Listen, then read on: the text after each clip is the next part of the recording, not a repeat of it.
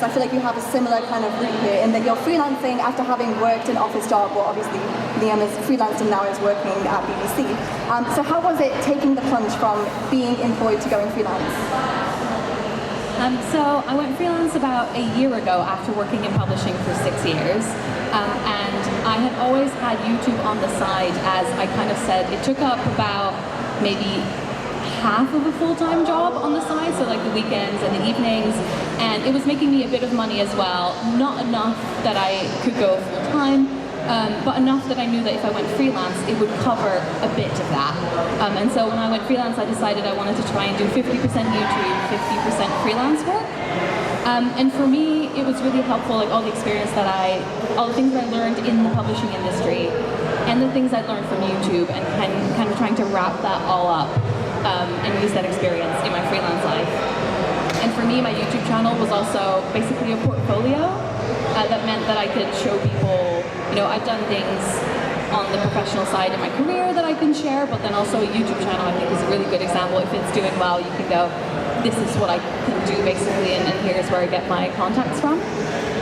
So yeah, it's been an interesting year trying to figure everything out. Still lots to learn, but I think it was really helpful for me to have YouTube as part of it, because I think if I didn't have YouTube as well, it would have been a bigger step for me. I've kind of oscillated in and out of like doing full-time work and freelancing / being a content creator, sort of in and out for the past about 6 years or so, and usually it depends on how overconfident I am in my abilities as a creator / influencer. But for the most part, I've kind of, the job I'm in right now is still quite new, and prior to that, for about nearly 2 years, I've been spending a lot of time kind of, similar to yourself, just like trying to figure out where my skills lie in all the things that I've kind of picked up as a creator, mostly doing a little bit of kind of freelance video editing, a bit of writing on the side, a little, like anything that I've kind of picked up as a skill or an ability through my own creative work, I've tried to kind of employ in a more, I guess, employable capacity. I've been doing YouTube for quite some time now, and I've been on the platform to know, to familiarize myself with content that I enjoy. At the start, I was at like a position where I didn't know what I wanted to do, and I really wanted to reach a wider audience. So I started off mainly around like 2015 doing like the usual like DIYs, because I love like arts and crafts and things like that. And then I was like, okay, some of them are getting the views, some of them are getting the traffic, like engagement that I want. And then I started to move more to like doing things that I genuinely enjoy and love, which is like sit-down videos, talking about what's on my mind and things like that. And with me, I've got a mouth and I love to speak, right? Like I genuinely, if I've got something to say, I want to say it, right? But the only thing is, you have to be very mindful with your words, because you have to understand that there's people who are out there who are watching. Not necessarily meaning that what you are saying is offensive, but you have to be mindful that you can maybe touch on topics that maybe can actually have an effect on somebody who's watching. And then again, like, I have to always remind myself that I'm talking to a new person every day. I do have people who do watch my videos, but every single time I upload, somebody might just flip through my channel and might see. And it's very important that you have to show, you have to be polite, your approach has to be very sophisticated in a way, because at the end of the day, being an actor, casting directors and casting researchers always look at your channel, and they won't necessarily tell you that they're looking at your channel. They use it to search for talent, not even necessarily professional acting, sometimes maybe reality TV. You have a lot of casting researchers who just go online, look at Instagram, if you put content online on Instagram, or you can do it on YouTube as well, people will look at it, and you just have to be mindful that your approach and how you represent yourself. Has having YouTube helped or hindered my acting career? It's difficult to say, because the nature of getting rejected for an acting part, as you'll know, is that you never find out why. When I go into auditions, it's a bit of a mixed bag. I never know whether or not to mention it. I tell directors, I've got this audience of 500,000, and they will come and see the show. I just did a tour of Much Ado About Nothing, and almost every single show sold out because the fans of the show came to see it. And the director of the show, who didn't really know what YouTube was, after this happened 3 or 4 times, was like, wow, this is really a thing. I was like, yeah, you could have used this to sell the show. But equally, I also have to say I have stalkers, and it's kind of a security risk, and you've got to take that into account. So it's tough to say. Some areas of the acting industry, there tend to be some TV casting directors who are like, oh yeah, look, YouTube, I love it, big audience love it. Whereas, not to name names, but the Royal Shakespeare Company aren't quite up to date on what YouTube is. We didn't already asked about this. I was chatting to a friend who works in casting for the RSC a while ago who said a third of the people in the acting industry know what YouTube is and know that it's the future. A third have no idea, and a third look on it with contempt. And everybody who makes the decisions is in those latter 2/3. So at some stage the floodgates are going to open and somebody's going to cast Logan Paul as Hamlet and it's going to explode. And after that, you and me will be getting all the jobs in the world. And at the moment, I'm like trying to just be in, like, that's going to happen. So I'm trying to like position myself ready for when it does. And I've just signed with a new agent who's like, yes, I know what YouTube is. I'm really happy to sell it. Like, put your YouTube footage in your acting show reel, because I do a lot of acting on the show. So it's a mixed bag, and it's early days.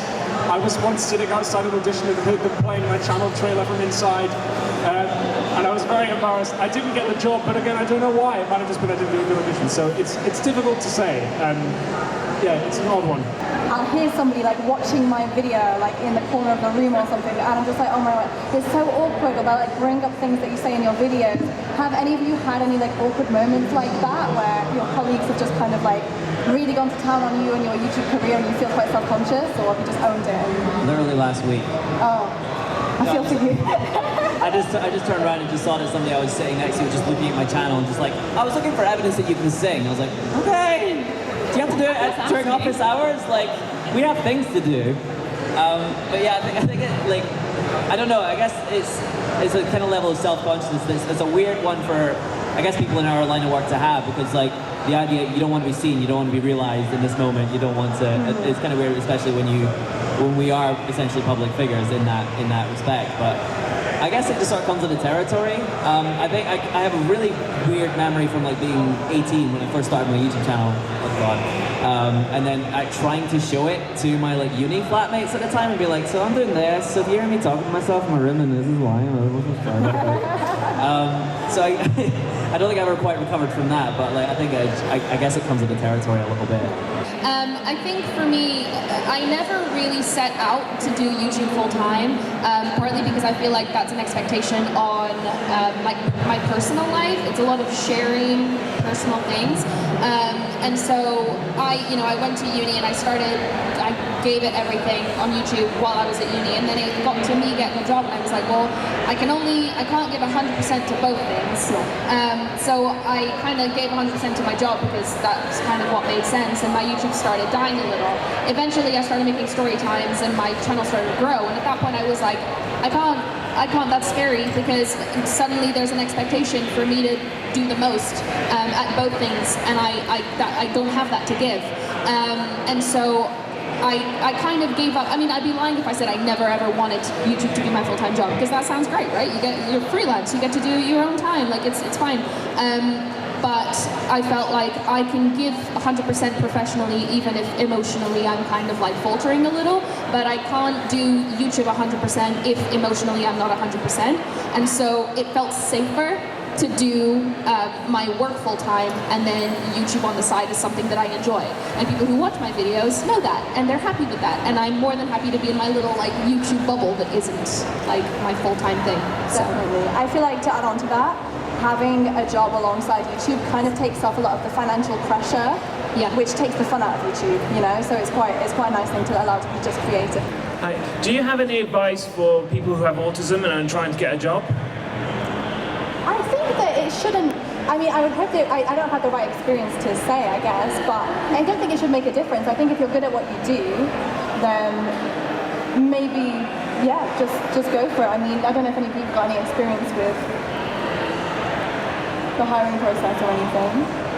Not especially, but I think that, especially in this day and age, it's kind of illegal to discriminate based on that. So if you can bring, everything that you kind of learned in whatever field it is that you tend to study or work or create, as long as you have those abilities and can show them off in a proficient way. One of my friends is autistic and currently works as like an investigative journalist at the BBC and is thriving. He's doing an amazing job.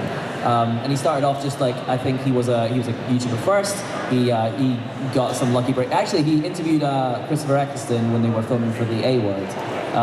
And through that, he just kind of built up a few contacts and stuff. And now he's living his best life. And I think it's definitely like, there shouldn't be any barriers in that respect as to where or who will let you work.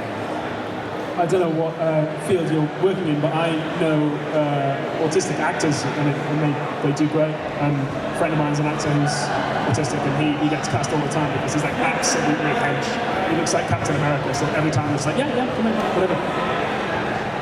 And so, before we move on to showing you guys a sneak peek of a scene that we are working on that is not actually finished, but it is the cut is finished, the edit is done, and the story is there in the scene. Shall we open up to any questions? Do you guys have any questions about the teaser trailer? No. That's cool. Oh, you have a question. Okay, we have a question over here. Because we haven't shown you much about the film yet, so you're going to find more out when we show you this next clip. This guy in the pit, I don't know what color that is. Yeah, excuse me, I was wondering, when is it set? When is it set? Yeah. It is set in from 1969 till 1981, so it's quite a broad period of time. Mainly set in the 70s, which was really fun. Yeah. Location scouting was probably the hardest part for this because we had quite a low budget for a film. It sounds like a lot of money. We raised on Indiegogo, we raised the money, which came to around £15,000, which sounds like a lot of money, but for a film with a family that is pure blood and wants to look rich and grand, it's very hard. So location scouting for me, the way I did it, a lot of it was just asking around, just constantly asking favours, constantly searching on the internet, literally old style bedroom location, old style bedroom hotels, and a really cool Facebook group called Location Scouting for TV and Film. It's a Facebook group and you can ask questions in there, and they have all different kind of creators. They have professionals that are doing things for TV and film, but then they also have people who are students. So there's a really cool Facebook group. Is it hard when making a prequel to try and keep the same kind of thing as that, but beforehand? So basically using the world that I know from Harry Potter, but then putting it into this story now. Okay, yeah, that was, so it was really easy on the one hand because we had references for everything in the Wizarding world, but then we had to also imagine what it would be like in the 70s, what Hogwarts would be like in the 70s, what articles would be in the Daily Prophet in the 70s. So it's actually like, you have to use a lot of imagination and also research the time period, but then add magic to it. So that was actually really fun to do and really fun to write, especially with the costume design as well. In this one that we showed, they're kind of wearing their more traditional black family kind of, we are the black family kind of clothes, but then you see them progress into their more kind of own style. So that was really fun to do that in the era of the 70s as well, but also keeping it looking magical. Yeah, I guess it was just, again, a lot of research and just a lot of imagination. Yeah. Do you have anything to add on that? There's a certain thing when it comes to, there's a certain thing when it comes to both the cinematography and visual storytelling of it, the costumes and the locations, and having these existing things does help give you an idea of where you want to go with it, especially when you're doing like the color grade and deciding how you want it to look in post once you've shot it and everything. But a lot of it actually has to come out of your own imagination to a certain extent, because for all intents and purposes you're telling a completely new story that happens to be set in the same kind of world, so you've got certain rules to follow and guidelines, but we also wanted to put our own spin on it and not just be a carbon copy. Which actually was a bit of the locations as well, and there was there's one distinct thing that I remember was there's a certain scene later that that I won't reveal just yet. But basically, we wanted to be specifically a little more book accurate than some of the films have been with certain parts. Even if the films were very book accurate, we went the extra mile to make sure that it was.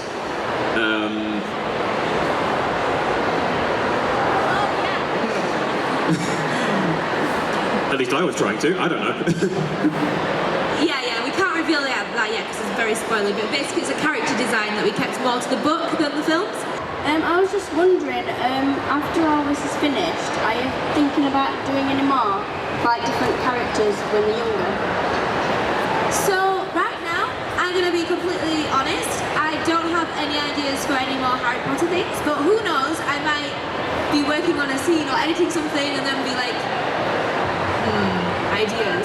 I do kind of want to move more to my own original stuff after this. This Sister of the House Black, I wanted it to be a space for me and for everyone, the cast and crew, to experience working on a film so that they can then move on to working on actual films that have like actual budgets and can be an actual job for them, for everyone, the cast and the crew and everyone behind the scenes, to move on to original things after that. But I don't know.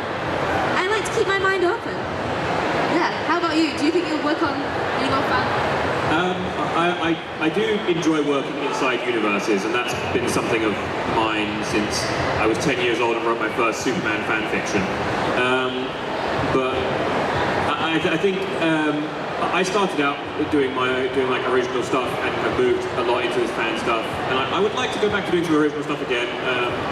I recently sort of relaunched my own YouTube channel for that very reason.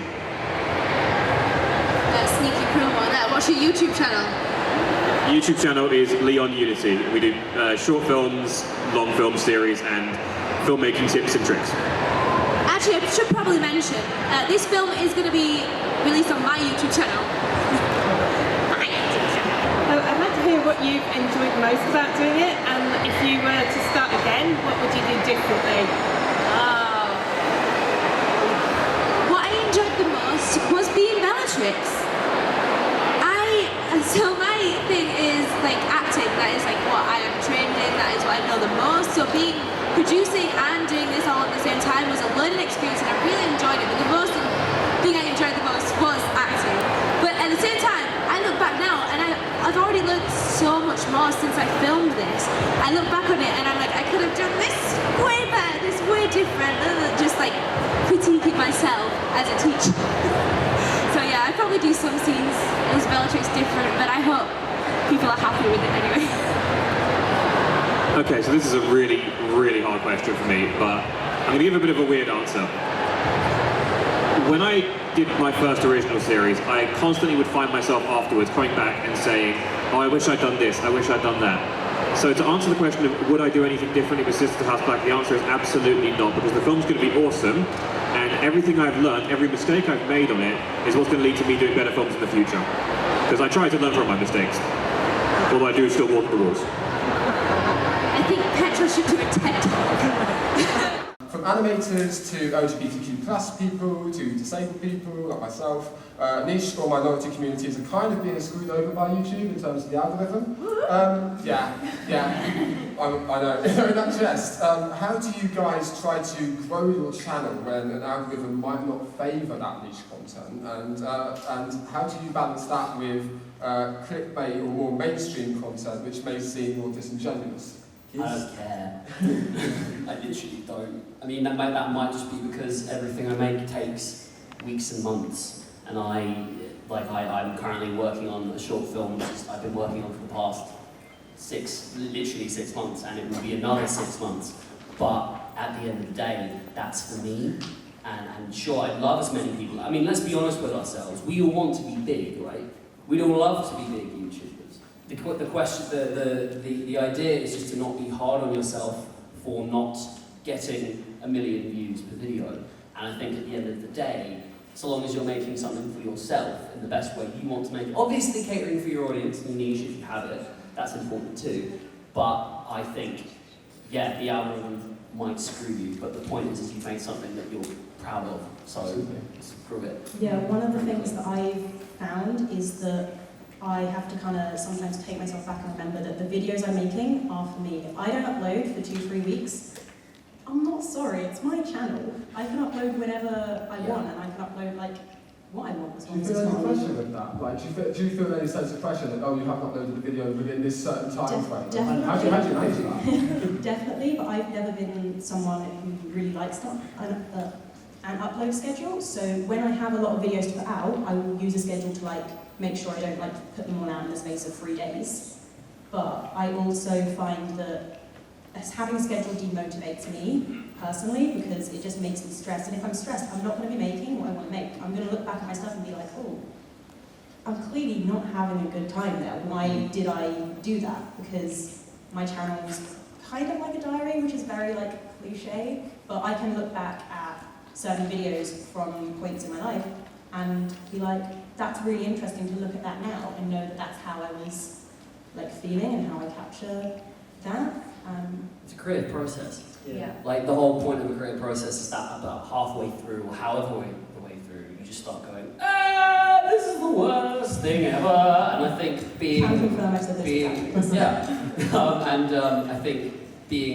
think feeling like there's pressure to upload and the fact you haven't made anything in ages is part of that. Like it's no different from suddenly thinking something you've written is garbage or something you've drawn or filmed is garbage. I think it's all part of the same deal.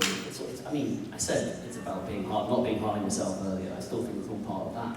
Like, you make a video, it goes up, it might not get 1 million subscribers. I've got, 1,300 subscribers. Every time I upload something, if it gets like 500 views, I'm happy with that, frankly. You sometimes just have to break it down and think how many people that actually is. Yeah. Like, I once kind of looked up when I was You couldn't fit 500 people in your house. Yeah. Oh, no. Try that. Like right now. But like, I remember looking up once in like 2015 that I think 800 people can fill the London Eye to like its maximum thing. So like to me, that was like a much bigger like goal for me than hitting 1,000 was because I could visualize 800 people. But like, I feel like my main advice is don't let the algorithm stuff like stop you from doing what you want to do. Go back to why you started doing it and why it's your channel, because that's the most important thing. Yeah. I feel like this is a topic I could talk about another hour about. And if anyone does want to talk to me about YouTube and the algorithm and how to grow a channel, I'm happy to talk to anyone. So brace yourself. If I don't talk for too long, please stop. So in terms of being a small creator and growing your channel, obviously it's one of the hardest things. And okay, can I just have a raise of hands of how many people who actually have YouTube channels? Good question. Oh, right. Now, keep your hand up if you are trying to grow your channel. Now, Sammy, put your hand up. Sammy Paul, he wants clap all the time. The last thing I'm going to ask is keep your hand up if you pay attention to your analytics. Right, okay, that's decent. So, one of the main things is, I think, this is my problem when I started, was I had no idea about analytics and how they work, and how the algorithm, and what an algorithm is.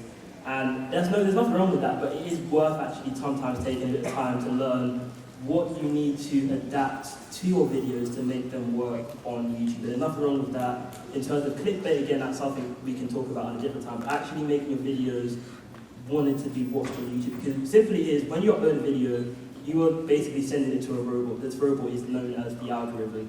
And this robot uses analytics like watch time, audience retention, how many people are seeing your thumbnails and clicking on them, and these are the things you need to start taking into process. So one thing I've started doing now is instead of thinking of video ideas, I think of the title first. So I'm currently filming a video this weekend called Buying Instagram Followers. Now some of you might have seen me handing out roses earlier. Those roses you can only get by following me on Instagram. So I'm technically buying Instagram followers because that is a trend which is very popular now, buying subscribers and stuff like that. It is fine if you do want to grow your channel. I don't think that should be something that is like shunned by the... I'm going a different route because I'm a filmmaker predominantly, and YouTube's just currently the best place to put videos, films on. I have a lot of like beef with my friends who are all video people and slag me off because I do YouTube stuff, and are always reminding me to like and comment and subscribe. But I think if you're getting a good response in comments, for instance, on things you're making, and you can learn and grow from that, it's going to be the most beneficial platform. And again, yeah, fine to want to grow a channel. Jay's got some banging advice on how to do it. Honestly, I could talk about it for days. How do you kind of handle, you kind of listed, Jay, about the kind of pressures and, you know, it's something you have to handle. So how do you handle the kind of pressures that come with uploads, and how you kind of manage your mental health, but also prevent the risk of burnout? I don't. my best advice. My best advice is when I'm like having like creative block, or I'm just like suffering from like burnout, I just don't worry about it. I just stop worrying about that as an aspect of my life that I need to focus on. I have a job, I have university, I have family, and most importantly myself to worry about. And if I'm having like a downtime, I don't care if I don't make a video in that time, because it's not going to help me at all. I'd rather look after myself first, and I think that's the most important thing. So I don't have any strategy, I just don't. I mean, it goes back to what I said about being hard on yourself. At the end of the day, pretty much all things in the universe go wrong because someone somewhere was hard on themselves. Like, that's probably a very broad way of putting it. Yeah, World War II, someone was hard on themselves. But the thing about it is that the thing. So I guess you got to map it out or pass it out in easily digestible chunks, I suppose. So for me, most of the thing I do when preparing for videos is drawing. I draw a lot of cats. If you've seen me this weekend, you've probably seen me draw cats. Thank you, Brandon. And but what I've realised is, so I draw them all by hand. And the thing is, I'm able to do that, say, on a commute, or on the train, or during lunch breaks at work. And you don't draw a lot in a day. You only draw what you can do. And in the end, it's all about just appreciating that it took you this long to do that thing. You're not going to finish it all in a day. One day, you will look back on the thing that you've been making, and you'll just realise, it's done. I did it. Now let's make the next thing. And I feel like I'm really going around myself. But in the end, I guess, but it is being hard on yourself, putting pressure on yourself to always have something uploaded. I used to do daily videos, which is like crazy. Like I used to do daily videos, and I did it for maybe like a year and a half, and I only recently like stopped doing it and went back to my normal schedule. And I wanted to do it.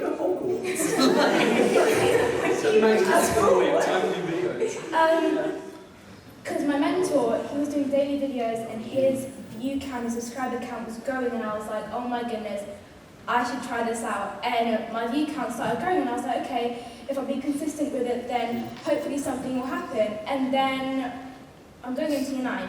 So around like when I was doing my exams for like the end of year 8, I was like, I can't do daily videos anymore, because it's so hard when you're trying to balance doing education or school, whatever it is, even if like it's university, whatever it is, and then trying to manage doing YouTube. And I knew that consistency was very important for my channel as well. So it was kind of like a hard situation, and it came to a part where I kind of like broke down, because you realise like I want to give out content, but you also need to focus on yourself. So if anybody's in that situation, I took about like maybe a month break, and it really does help. Like do bullet journals, do diaries, write down your emotions or whatever it is. It's really important to make sure that because your viewers are probably watching you for a long time. They're going to see if there's a slight change in you or whatever it is. So I took a month off breaks, and I'm posting I do YouTube lives on Mondays, and then I also post normal videos on Fridays. So it's really important to just focus on yourself, yeah.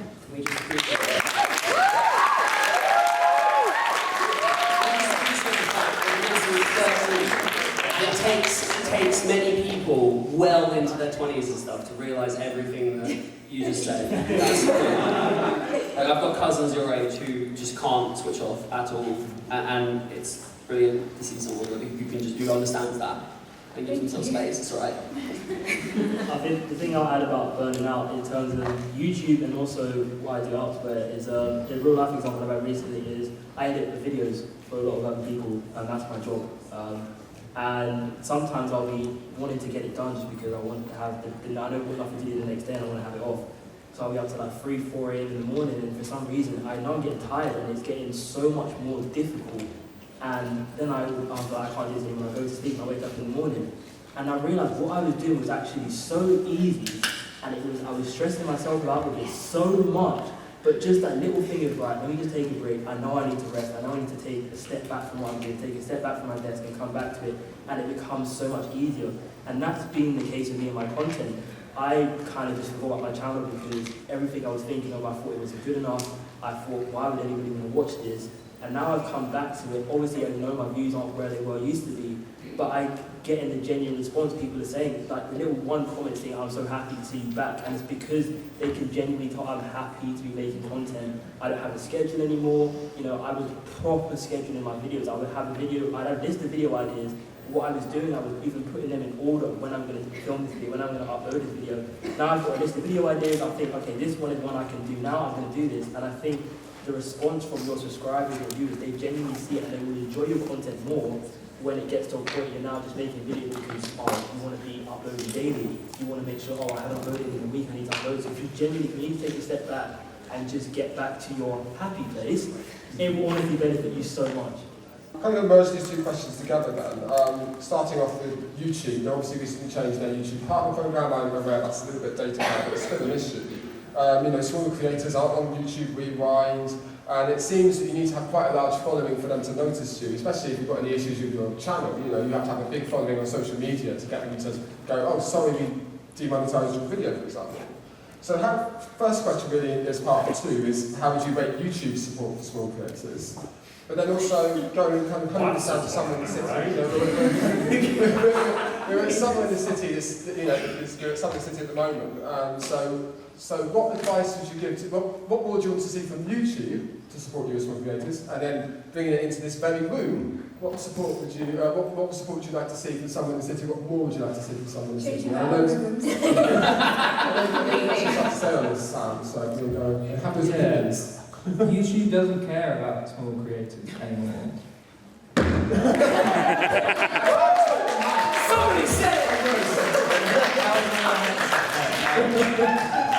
Yeah, I honestly think they have no idea what to do with the amount of people uploading to their channel. They can't control people uploading to their channel, the website anymore. There's, 400 or 500 hours uploaded every minute now. It's just constant stream of things they cannot control, so they are blocking out the newbies and preserving those who already have established themselves. And the only way you can get up now is if you are pulled up. And that's not happening either, really, anymore. Sorry to be a massive downer, everyone. I completely agree. What I found with kind of like when they changed the YouTube partner program is that almost everyone I knew had got demonetized for no reason. I wasn't included in that, and I still don't quite know how, because what?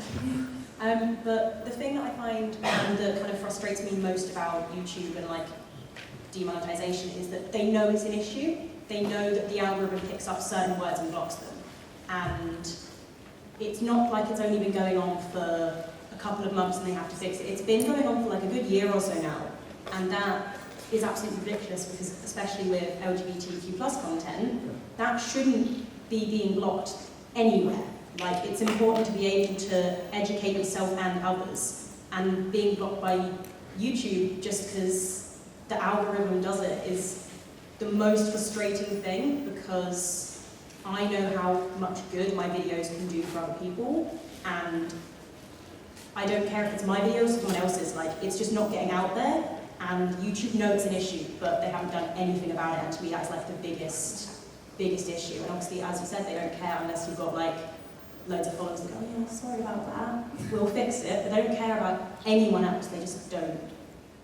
It doesn't even make sense from like a capital point of view, right? It's completely illogical. At the end of the day, that's why these things end up happening, because they look at what the algorithm says, and supposedly that's where the most AdSense money or ad money comes through, but like, surely, is there not a massive audience for LGBT people who would come and watch these things? And it's like viable as well. So even then, it makes it, like I said before about not caring about if it doesn't offend you, but that's the, when it comes to actively moving frustrating stuff, because that shouldn't, being like LGBTQ plus or making something about that shouldn't be a reason that you're being demonetized ever, because there's nothing wrong with it. It's normal.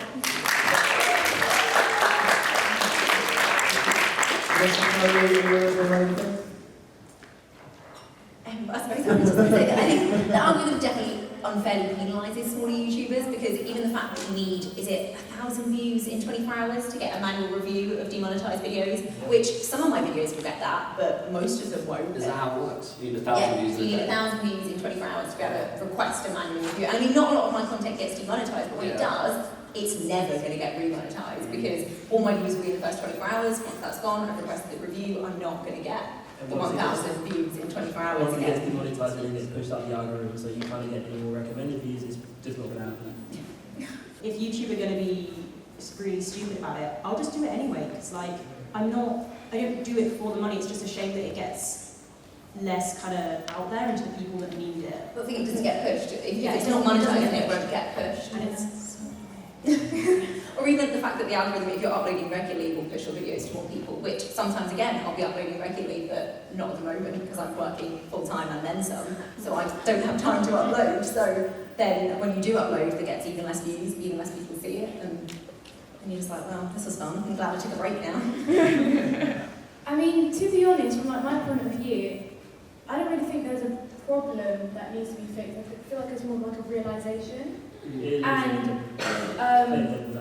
I feel like it's more like a realisation that YouTube needs to have, because there's so many times that other different brands have approached me and my mum, because we're a little team, and there are so many times people have approached us and been like, oh, we want to do this with you, we want to do that with you, and then the months come and they're like, oh yeah, we picked this YouTuber, he has 1 million subscribers, and I'm like, but doesn't it make more sense if you think about that people think, oh yeah, if they have higher brands and higher YouTubers, that's more of an inspiration to people.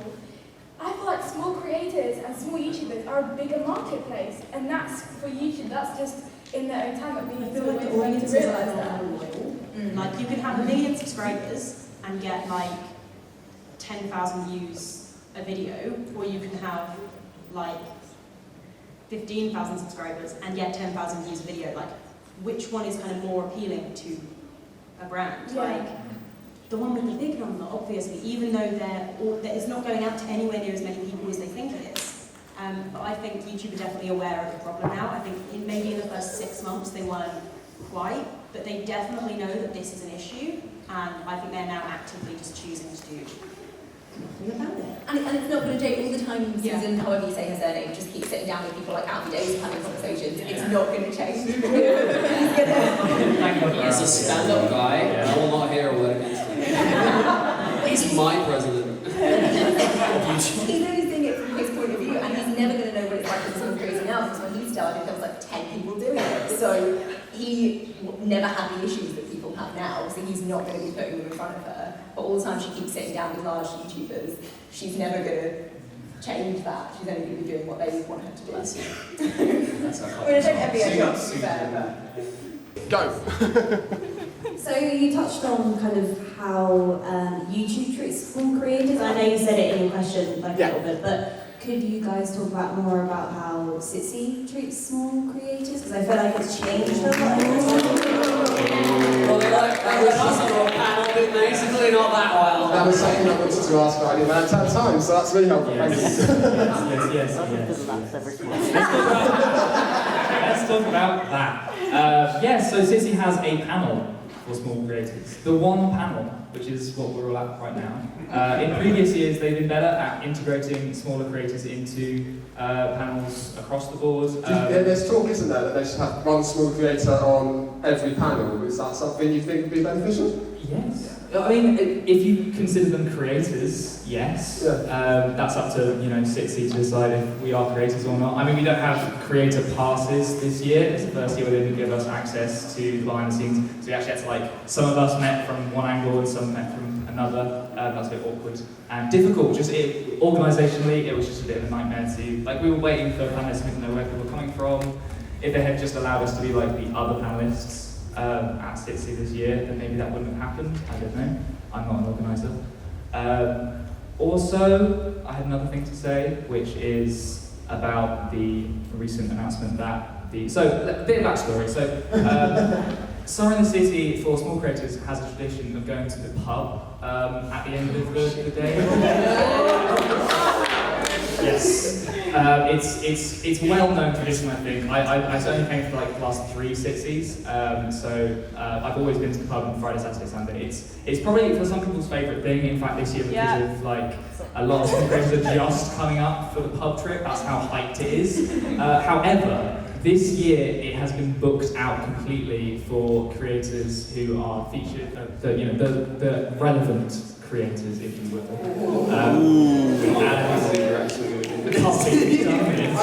So, unfortunately, if you were like excited to go to the pub, or you have friends who are coming down to go to the pub, we're probably going to reconvene to either somewhere like, I don't know, Novotel, or another pub nearby. It's kind of ironic, Novotel. I can't say why, but it's kind of ironic. Hello.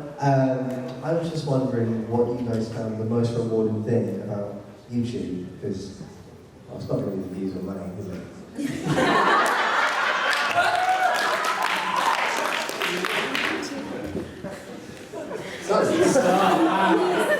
I've got so many answers racing through my head that I can't say out loud. So I guess I started because when I was trained to be a nurse, there wasn't any content out there sort of like explaining anything. So I guess I started because I wanted that to be there when I was a student and it wasn't there. And now the amount of like student nurses that I get messaging me, thanking me, saying that it's so helpful to have that content, I guess. I have the exact same thing with asexuality. So I've been out as asexual for like 3-4 years, but I only started talking about it on my channel 2 years ago. But since then, the kind of comments I get are the kind of comments that I left when I was like a confused 15-year-old. And it's so nice to be able to kind of give the advice that I needed when I was younger. So that and just the community, and to me, there's always more people to meet. Like, you've never met everyone, and I love that. I love I'm always going to have a new friend somewhere, as lame as that sounds, but that is like the best thing for me.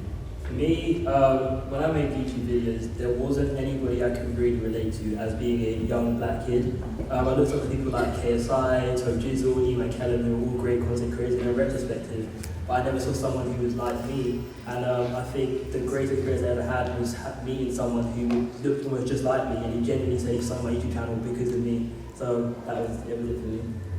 Sorry.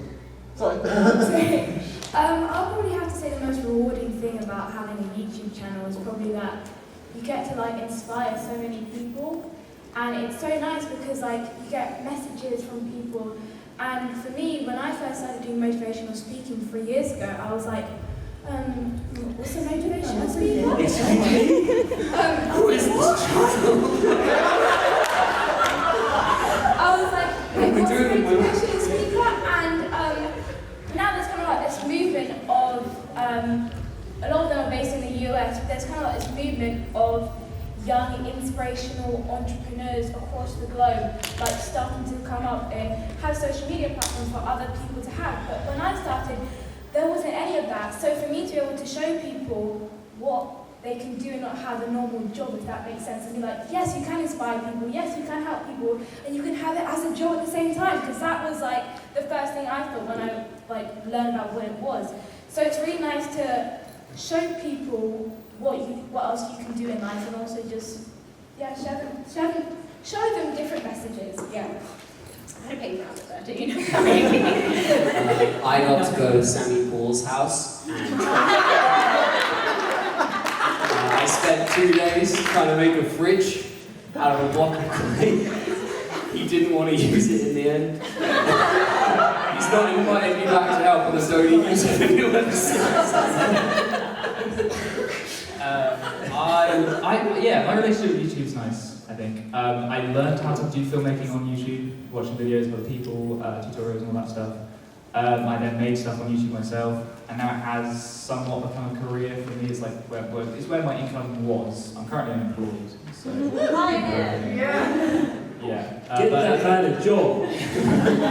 it has been a place where I like have got income from, and it also just like everyone kind of said, it's the friendship, the community that comes alongside it is unlike any other platform. So when my friends are slagging me off for not being on video, I got a little smirk on them because I'm remembering that whilst they've got their Vimeo star pics, I've got friends.